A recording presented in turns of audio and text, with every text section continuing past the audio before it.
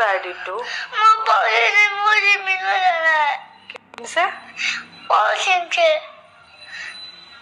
क्यों मिल रहा है? जैसे कि आपको पता ही है कि पवन सिंह हमारे भोजपुरी इंडस्ट्री के बहुत ही बड़े सुपरस्टार हैं और पवन सिंह के लाखों करोड़ों फ़ैन हैं और भोजपुरी इंडस्ट्री में पवन सिंह ने अपना काफ़ी नाम कमाया है। इसी के बीच सोशल मीडिया पर एक पवन सिंह के रिगार्डिंग बहुत ही खबर वायरल हो रही है।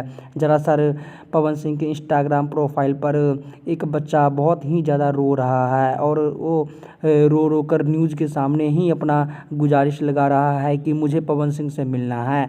जब उस बच्चे से पूछा गया कि तुम्हें पवन सिंह से क्यों मिलना है, तो उस बच्चे ने ऐसा जवाब दिया कि जवाब बहुत ही ज़्यादा हैरानीजनक था। उस बच्चे ने जवाब दिया कि मुझे पवन सिंह का गाना सुनना है और गाना में उसने लाल घाघरा गाना का उसने ख्वाहिश प्रदान किया।